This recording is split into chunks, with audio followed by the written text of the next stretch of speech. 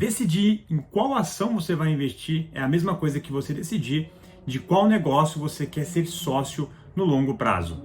E de fato não é uma tarefa assim tão simples. Mas a parte boa é que, apesar de não existir um único caminho para você fazer essa análise, existem algumas métricas que você pode analisar para conseguir ser o mais assertivo possível na sua escolha da sua ação. E nesse vídeo a gente vai falar sobre as métricas qualitativas. Então, antes de você analisar números, rentabilidade, endividamento, entre outros, eu quero que você analise primeiro de forma qualitativa essas empresas às quais você quer se tornar sócio. Então, é isso que eu vou explicar para vocês nesse vídeo. Fala aí, galera! Aqui quem fala é Renan Magazine e esse é o canal Investimentos Futebol Clube para te ajudar a marcar aquele golaço no mundo dos investimentos. Quadrado. Oh, brilliantly finished by Weston McKennie. E antes de começar esse vídeo, eu quero pedir para você que é novo aqui no canal, nunca viu nenhum vídeo, caiu aqui de paraquedas, meu Deus, que canal é esse? Já chega se inscrevendo, clicando no botão vermelho. Curta esse vídeo porque ajuda a compartilhar cada vez mais esse tipo de conteúdo para outras pessoas e dessa forma a gente consegue ajudar cada vez mais pessoas que querem começar a investir e não fazem a mínima ideia do que fazer. Então quer dizer que basta eu analisar os números de uma empresa e aí eu tô 100% confiante de que ela é uma boa empresa, basta eu olhar alguns números e tal e falar, beleza, posso investir cegamente e tranquilamente nela, certo? Não. Vale ressaltar que os indicadores, eles indicam, eles não determinam. É fato que investir em ótimas empresas que têm ótimas métricas, né? Um endividamento controlado, uma alta rentabilidade, uma ótima margem líquida e bruta e um crescimento anual interessante, né? Essas métricas fazem com que você de fato seja mais assertivo na sua escolha, que você consiga escolher melhores empresas. Mas analisar só os números não é suficiente. Tá bom, então já falei para vocês que só analisar números não é suficiente. Então o que eu olharia para antes de decidir em qual ação que eu vou investir? Então, a primeira coisa que eu olharia é: eu seria ou sou cliente dessa empresa? Então, essa é uma análise um pouco qualitativa. Ela vai muito da sua percepção, do seu olhar de negócios, mas o ponto é: você se tornaria sócio de uma empresa da qual você não seria cliente, da qual você não gosta dos produtos e serviços que ela oferece, na qual as pessoas que estão ao seu redor não consomem aqueles produtos ou os produtos não são de boa qualidade? Então, essa é uma dúvida que você mesmo tem que responder para si. Eu seria sócio dessa empresa? Eu consumo os produtos dessa empresa? Faz sentido eu me tornar sócio de uma empresa com esses produtos? E lembrando que isso aqui é uma opinião extremamente individual, então não tem certo e errado, tem o seu ponto de vista, tem o que você acredita, afinal, é onde você vai colocar o seu dinheiro para investi-lo. A segunda dica é: invista em setores perenes.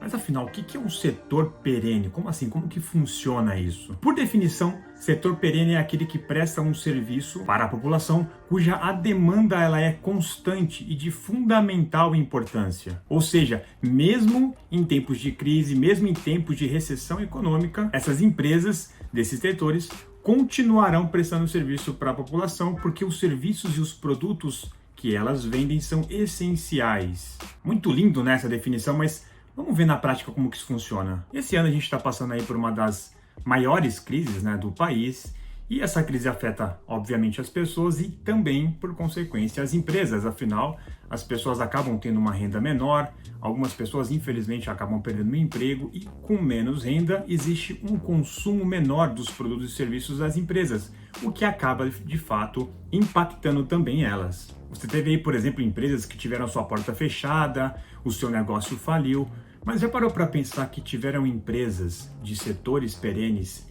que passaram de forma mais sólida por essa crise, ou estão passando de forma mais sólidas pelo que a gente está passando? Vamos usar um exemplo das empresas de energia elétrica. O que aconteceu? Do nada, nós tivemos que praticamente todo mundo ficar dentro de casa. E o que aconteceu com o consumo de energia elétrica, por exemplo? A gente começou a consumir mais energia elétrica. Então houve essa necessidade de tomar mais banho, pessoas assistirem mais televisão, consumirem mais a internet, utilizar com maior frequência os seus eletrodomésticos, entre outros. Então isso fez com que, por exemplo, as empresas de energia elétrica continuassem, obviamente, produzindo esse tipo de produto e serviço, porque isso gerou uma demanda muito alta para essas empresas. Então o fato é, nós passamos a consumir mais do que nunca energia elétrica e essas empresas, de certa forma, foram beneficiadas, porque afinal a gente precisa do produto, do serviço que ela oferece. Então, por exemplo, as empresas de energia elétrica, eu considero que está num setor perene, porque em nenhum momento a gente vai não precisar mais dos produtos e serviços que elas oferecem. A gente precisa de energia elétrica para praticamente tudo que a gente faz. O segundo exemplo são as empresas do setor bancário, né, os bancos. Existem rumores de que o banco ele foi fundado em 1407 em Gênova, na Itália. O que isso significa, né? Significa que a gente está falando aí de um setor, de uma empresa que existe há mais de 600 anos e que provavelmente vai existir aí nos próximos 600 anos. Então a gente está vendo que existe essa necessidade, essa dependência. Afinal, você conhece alguém que não tenha conta em um banco, por exemplo? É verdade. E a gente utiliza esses produtos dos bancos para praticamente tudo, para sacar dinheiro, para fazer transferência, para pagar conta. Então a gente vê que é um produto essencial, é um produto que a gente sempre vai depender, sempre vai precisar ter essa demanda dentro da economia. Então os bancos acabam sendo beneficiados com toda essa demanda, com toda essa necessidade. E vale ressaltar também um outro ponto. A gente teve, por exemplo, nessa crise, mais pessoas endividadas, empresas precisando de crédito para poder segurar o seu negócio ou para tentar, pelo menos, passar por essa crise de uma forma mais tranquila. Então, a quem elas recorrem, essas pessoas e essas empresas recorrem para passar por essa crise? A quem elas recorrem para ter crédito? Aos bancos. Então, novamente, os bancos é quem tem o dinheiro, que vai emprestar e vai receber esse dinheiro com os juros. Então, novamente, os bancos acabam sendo, entre aspas, beneficiados com crise, com a economia em alta, enfim. Esses tempos atrás eu vi uma reportagem super interessante da Luiza Barsi, ela é filha do Luiz Barsi, né, o grande investidor pessoa física do Brasil. Ele tem um patrimônio estimado aí em aproximadamente 2 bilhões de reais investindo em bolsa de valores. E nessa reportagem ela falou o que ela considera, o que a família Barsi considera como setores perenes. E o interessante é que ela usou a sigla BEST para explicar quais são esses setores, né, para você decorar a sigla desses setores. Então a sigla BEST. A sigla BEST ela significa bancos, energia, saneamentos e seguros e telecom. Então, na opinião aí da família Barsi, esses são os 5 setores mais perenes aí, né? Então empresas dentro desses setores certamente estão oferecendo e vão sempre oferecer produtos e serviços que são essenciais para a nossa sobrevivência, para o nosso dia a dia. Então, de modo que, por mais que a gente tenha crises aí, a gente sempre vai ter crises no país, essas empresas talvez passem aí por crises de forma mais tranquila do que as demais empresas pertencentes a outros setores da economia.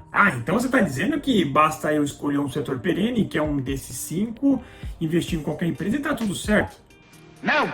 Obviamente que não é bem assim. Não basta você escolher um setor e qualquer empresa daquele setor vai ser maravilhoso. Você precisa analisar outros fatos. A gente teve inclusive recentemente o caso da IRB, né, que é uma empresa de resseguros que pertence a um setor perene, né, que são os seguros, e a gente viu no que aconteceu. E vale ressaltar um seguinte ponto: não é porque eu estou falando de setores perenes, e a gente falou aí dos 5 setores que a família Barsi considera como perene, que você vai desconsiderar os demais setores. Então você precisa sim olhar os demais setores, porque você com certeza vai ter empresas saudáveis, empresas boas que prestam um bom serviço em outros setores também.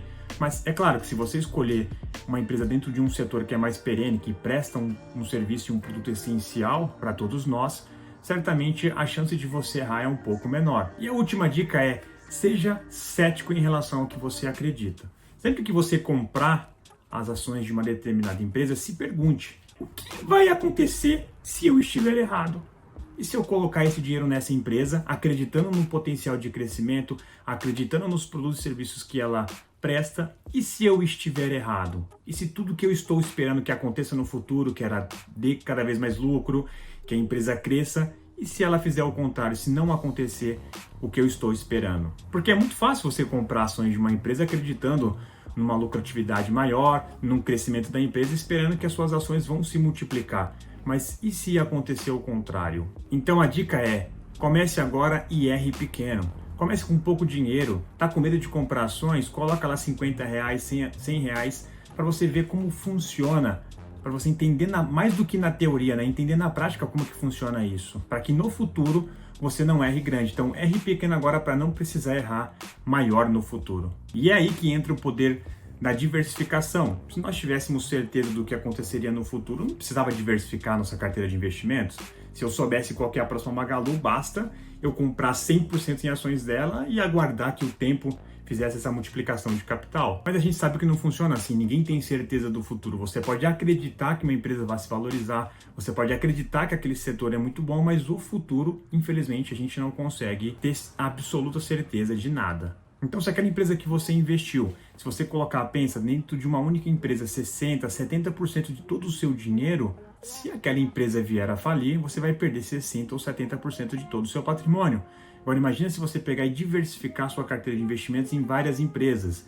Ter aí no máximo 1, 2, 3, não sei, uma porcentagem que você ache adequada, né, para investir nas empresas. Então, se aquela empresa que você investiu falir e você colocou 1 ou 2% de todo o seu patrimônio, aquilo não vai te prejudicar tanto quanto iria prejudicar se você tivesse uma porcentagem muito alta.